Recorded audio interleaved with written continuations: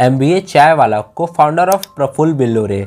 एक समय दोस्तों ये एमबीए चाय वाला कुछ ज़्यादा ही ट्रेंड में था। साथ ही साथ यंग जनरेशन के लिए ये प्रफुल्ल बिल्लोरे, जिन्हें एमबीए चाय वाला के नाम से जानते हैं, वो इंस्पिरेशन बन चुके थे। यही नहीं, जगह जगह इन्होंने अपनी फ्रेंचाइजी भी सेल की। पर प्रफुल्ल बिल्लोरे के लिए ये सब कर पाना इतना भी आसान नहीं था जितना हम और आप सोचते हैं। लेकिन ऐसा क्या हुआ एमबीए चाय वाले के साथ, जो एक समय लोगों के लिए मिसाल हुआ करते थे, आज वहीं कई सारे लोग उन्हें गालियां देते हैं, और क्यों फेल हो गया उनका चाय फ्रेंचाइजी बिजनेस।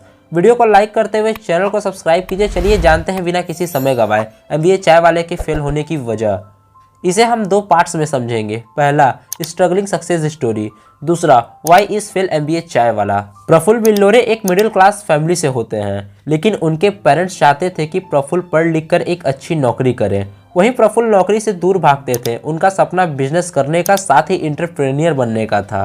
प्रफुल्ल 20 की उम्र में ही कैट के एग्जाम में फेल हो जाते हैं। कैट का एग्जाम बोले तो कॉमन एडमिशन टेस्ट, ये भारत का नेशनल लेवल एंट्रेंस एग्जाम होता है। तो प्रफुल्ल को पहली फेलियर यही मिलती है, कैट के एग्जाम में फेल होने पर।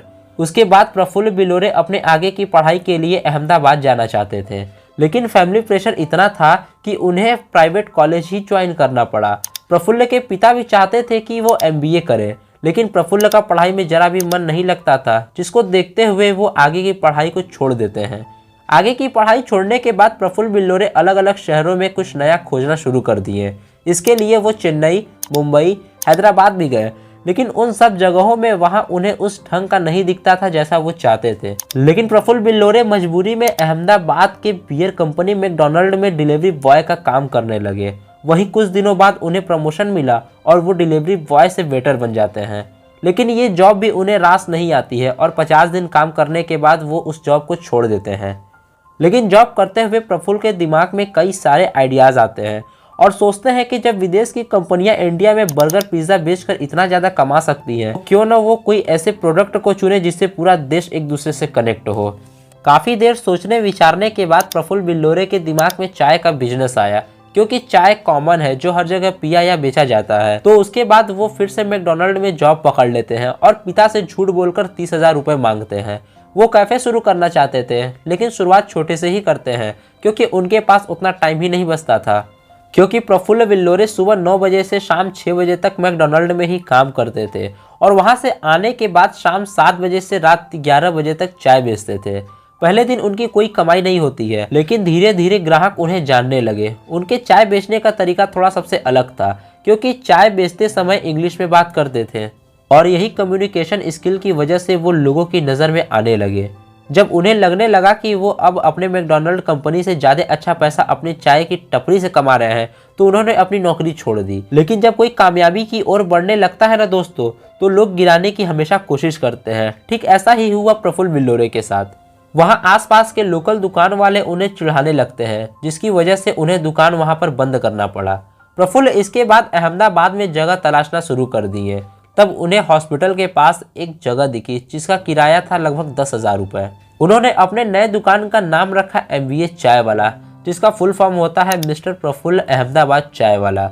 और वही दुकान से वो इतना आगे बढ़े कि उन्हें पलटकर कभी पीछे नहीं देखना पड़ा और उनका टर्नओवर करोड़ों में पहुंच गया। धीरे धीरे वो काफ़ी पॉपुलर हो गए और इसी का फ़ायदा उठाते हुए अपने सोशल मीडिया अकाउंट पर अच्छी खासी ब्रांडिंग के साथ प्रमोशन करने लगे। उसके साथ ही वो एमबीए चाय वाला का फ्रेंचाइजी बिजनेस भी शुरू कर देते हैं। वो कम उम्र के स्टूडेंट्स के लिए एक इंस्पिरेशन बने होते हैं, जिसके बाद उनके पास 100 से भी ज़्यादा आउटलेट्स हो जाते हैं और धीरे धीरे प्रफुल्ल इतना आगे बढ़ जाते हैं कि इनकी टोटल नेटवर्थ 25 करोड़ हो जाती है। साथ ही लाखों की तादाद में फ़ैन फॉलोइंग भी होती है इनकी। अब दोस्तों इस पूरी स्टोरी का कैलकुलेशन निकाले तो एक मिडिल क्लास से आने वाला लड़का, जिसे अपनी लाइफ में काफ़ी सारे स्ट्रगल करने पड़ते हैं, जिसका एमबीए का सपना पूरा नहीं हो पाता है, तो एक दिन चाय की टपरी लगाता है और इस बिज़नेस को इतना बड़ा बना लेता है जिसे कोई सोच भी नहीं सकता, और इसी से लोग बहुत ज़्यादा इंस्पायर होते हैं। अब दोस्तों एमबीए चाय वाले का यहीं से डाउनफॉल शुरू हो जाता है। आइए बताते हैं कैसे।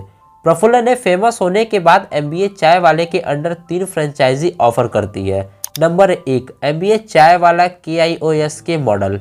इस मॉडल में कस्टमर को 150 स्क्वायर फीट की जगह लेनी पड़ती है, जिसका चार्ज 10 से 15 लाख रुपए होता है। नंबर 2, एमबीए चाय वाला टाई इन मॉडल।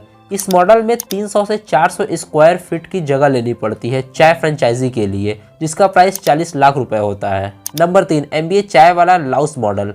इस मॉडल में दोस्तों 700 से 800 स्क्वायर फीट की जगह लेनी पड़ती है और इसका चार्ज लगभग 50 लाख रुपए से अधिक हो जाता है। दोस्तों यहाँ पर लोगों की गलती यही रही बिना सोचे समझे MBA चाय वाले का फ्रेंचाइजी लेना।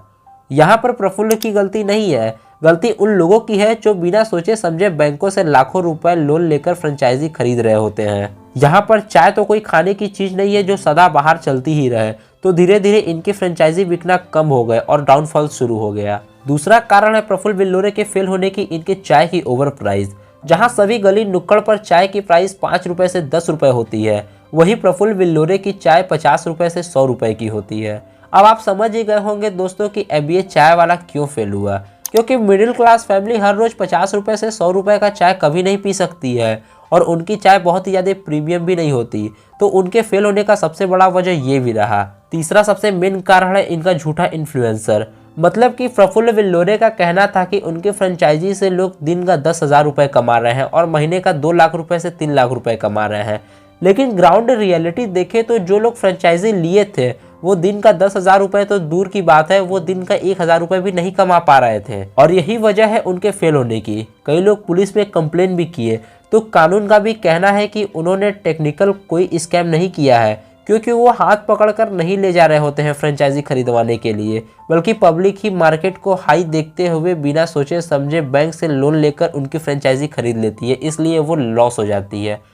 तो MBA चाय वाला इसी वजह से फेल हुआ, उन्होंने कोई स्कैम नहीं किया। तो उम्मीद करते हैं दोस्तों कि आपको वीडियो पसंद आया होगा। मिलते हैं किसी और नए वीडियो में।